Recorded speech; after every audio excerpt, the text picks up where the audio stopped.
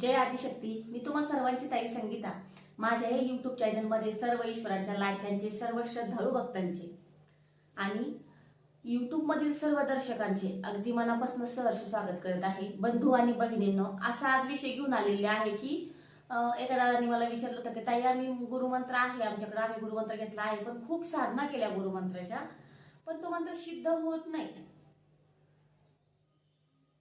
तर बघा, मी याच विषयावरती आपण आज चर्चा करणार आहोत. जर गुरुमंत्र असेल किंवा दुसरा कुठला मंत्र असेल, तो सिद्ध कसा करायचा असतो आणि सिद्ध केल्यानंतर किंवा सिद्ध झाला तर कसा आपल्याला समजेल, या विषयावरती आपण आज चर्चा करणार आहोत.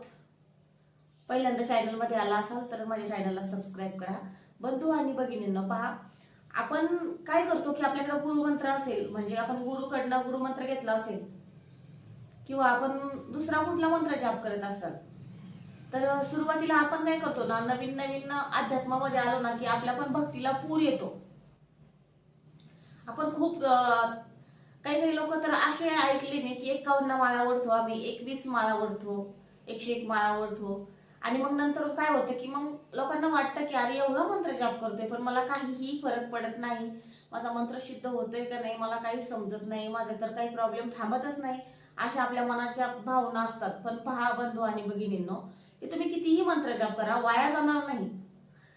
तुम्ही जर मनापासून करत असाल त्याचं फळ तुम्हाला नक्कीच भेटेल.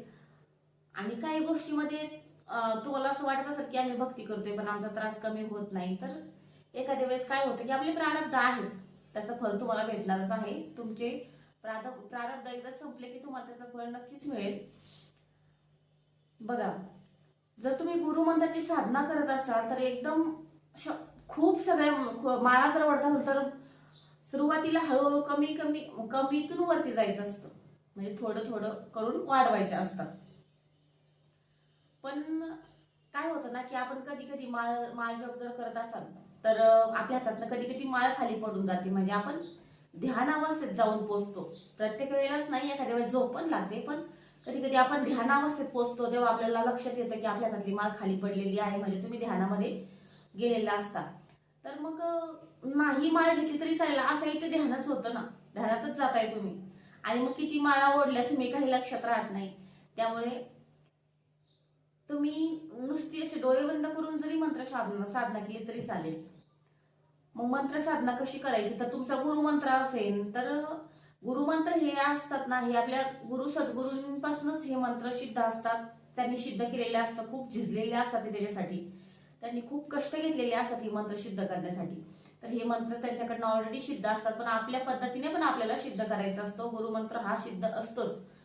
मग पण असं होतं की आपण गुरुमंत्राची जर साधना करत असेल, तुम्हाला एखाद्या गुरुनी मंत्र दिला असेल आणि त्या मंत्राची तुम्ही साधना करताय आणि त्या गुरुंना तुम्ही जर नावे वगैरे पण ठेवत असाल, पाठीमागे नावे ठेवायचं, त्याची टिंगल उडवणं, त्यांना काही पण बोलणं, असं जर तुम्ही करत असाल आणि त्यांनी दिलेले मंत्र जप तुम्ही करत असाल, तर तरी पण मंत्र सिद्ध होत नाही, किंवा तो मंत्र सिद्ध जरी असेल तर तो मंत्र काम नाही करत. कारण तुम्हाला साक्षात ईश्वर असतात सद्गुरू, त्यांनी दिलेले मंत्र जर तुम्ही त्या सद्गुरूंना जर नावे ठेवत असाल तर त्यांनी दिलेले मंत्र तुमचे काय काम करणार आहेत, काहीच काम करणार नाही. त्या अर्थाने पण, म्हणजे हा एक पण कारण असू शकतं, हे पण यांनी सुद्धा मंत्र काम करत नाहीत. आणि असं काही नाहीये, तुमची गुरुवरती एक निष्ठा आहे, तुम्ही मंत्र जप करताय, तर कसं करायला पाहिजे बरं गुरुमंत्राचं अनुष्ठान? तर कसं असतं की आपण अनुष्ठान घेतले पाहिजे. 21 दिवस म्हणा, 41 दिवस आपण संकल्प करून अनुष्ठान घ्यायचं आहे. आणि कुठलंही अनुष्ठान घेताना संकल्प केलाच पाहिजे.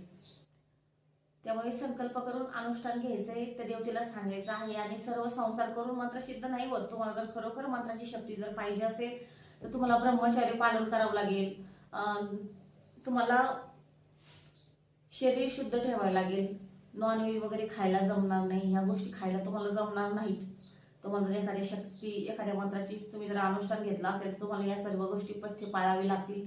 सर्व करून सर्व भेटत नाही, त्यामुळे तुम्हाला जर ईश्वराची भक्ती करायची तर थोड्या कालांतरासाठी तुम्हाला ते सोडावं लागतं. तुम्ही अशा पद्धतीने मंत्र जप करू शकता. जर गुरुमंत्र एवढे मोठे नसतात, जास्त करून तर खूप सर्व बीज मंत्र असतात, त्याच्यामुळे गुरुमंत्र असतात ते खूप मोठे नसतात, पंचाक्षरी असतील तर जेवढे म्हणजे किती अक्षरांचा मंत्र आहे त्या संख्येमध्ये लाखांचा, त्या संख्येमध्ये म्हणजे तेवढे लाख जप केला पाहिजे तर तो मंत्र काम करतो. या पद्धतीने मंत्र साधना करायची आहे. आणि मंत्र जर सिद्ध झाला तर कसं समजेल आपल्याला, तर मंत्र जर सिद्ध झाला तर आपण तुम्ही झोपेत जरी असल्या तरी तो जो मंत्र आहे, जो तुम्ही साधना करताय तो मंत्र तुमच्या मनातनं चालूच असतो. तो मंत्र कधीच बंद होत नाही. अंतर्मनातनं तो मंत्र चालूच असतो. म्हणजे ते इंद्रियाला एक सवयच लागून जाते. तो मंत्र कधीही बंद होत नाही. तुम्ही काहीही कृती करा, टॉयलेटला जरी बसले असाल तरी तो मंत्र बंद होत नाही. तुम्ही झोपलेले असू द्या, कुठलीही कृती करत असाल तरी तो मंत्र चालूच असतो. त्याला पण आपण म्हणू शकतो की आपला मंत्र सिद्ध झालेला आहे. आणि एखादी व्यक्ती जर आपल्या समोर आली की आपल्याला पटकन जाणवतं, एक अंतर्मनातनं एक आवाज येतो, आपल्याला उत्तर येतं की या माणसाला असा असा त्रास आहे, असं असं केलं तर हा माणूस व्यवस्थित होईल.